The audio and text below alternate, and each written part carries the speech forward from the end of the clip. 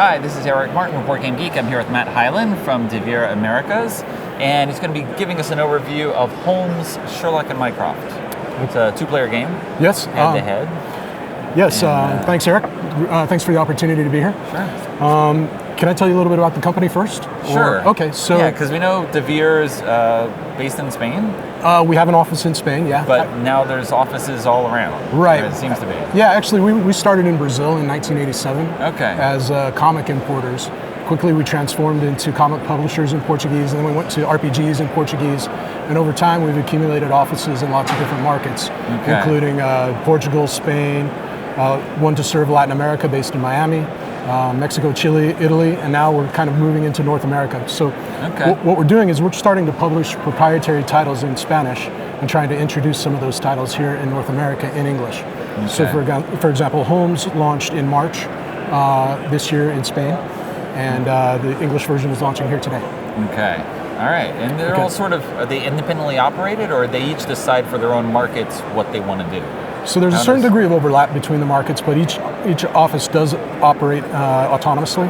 Okay. So like, for example, in Brazil, we still do a lot of comic publishing and RPG publishing, but we don't do much of that in Spanish. We do carry Paizo and Pathfinder in Spanish, but not a lot of other RPGs in Spanish. Okay.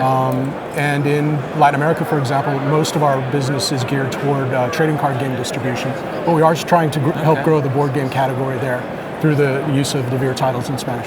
Okay. Okay. All right, so a little bit about Holmes.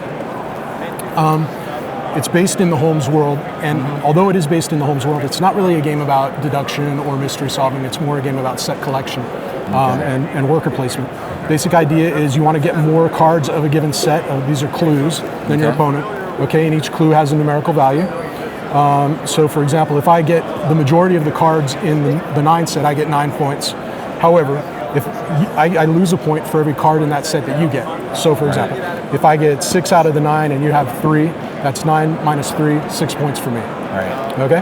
But if I get all 9 of them, I get a 3-point bonus, so that set would be worth 12. Okay. All right, there are a couple of other, there's another special set called a map fragment. And the way this works is if I get all 5 of them, I get 10 points. But if I only get 1, I lose a point. And then there are varying values in between. Okay. Okay? So the way the game unfolds is we're going to use these these investigation tokens to purchase the clues that are on the board, essentially. Okay. And the way that you get these resources is by visiting various players in the Holmes world. And each player has a different ability, will give you different things. For example, Mrs. Hudson, you go and visit her, she gives you 3 inspection tokens. Okay? And it's a 7-day game, so 7 rounds. Each round has 3 turns, and you get to place an action marker on one of the cards to visit them per turn, and it goes like that. So we're going to start. You get two new characters on day 1, and then every round we'll continue revealing new characters.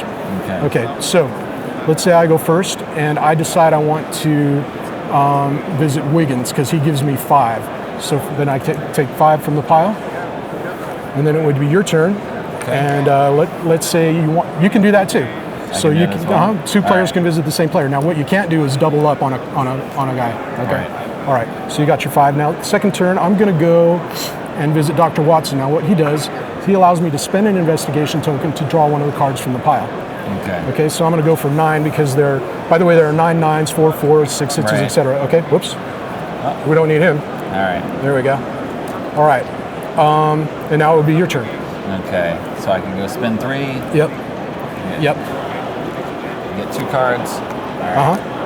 Okay. I'm going to draw 1 at a time? Yeah, that's the best way to do it. All right. Okay, so there you go. All right, and then we populate this again.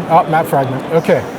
So now, for my last turn, I'm going to, let's see.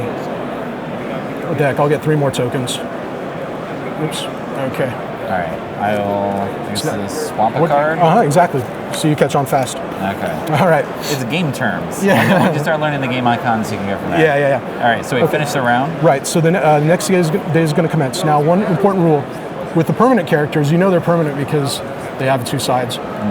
With the random characters, if both of us visit the same random character on one day, he's exhausted and he can't be used the following day. Okay. And the reason is because there are certain cards, like Wiggins, for example, he's totally broken.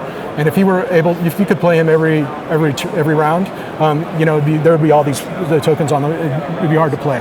Okay. All right. So this is done, and we're going to see who comes up next. And it's Von Krom.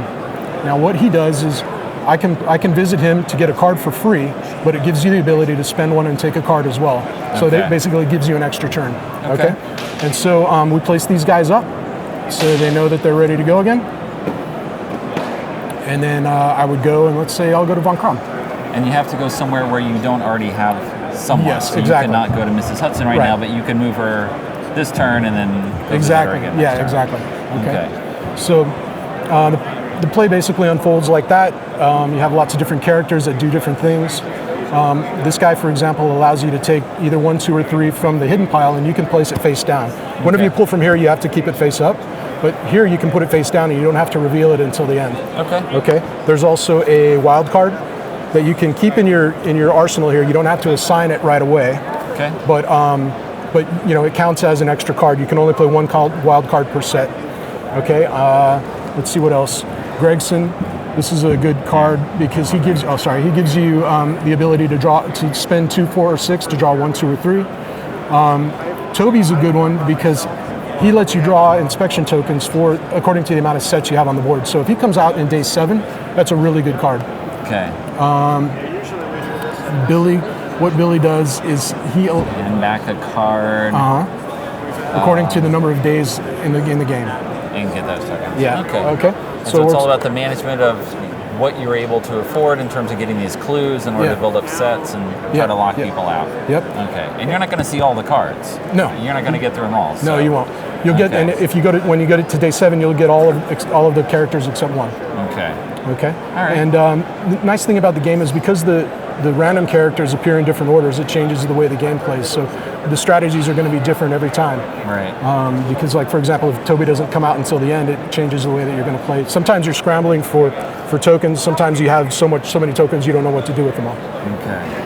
And it's gotten good reviews. I think it's at a 7.3 on Board Game Geek right now. Okay. Gotten good video reviews. So we're really happy to launch it, and visit us at booth 827. Okay. All right. Thanks very much for the overview. Okay. Thanks for having us. All right. So, Holmes, Sherlock, and Mycroft.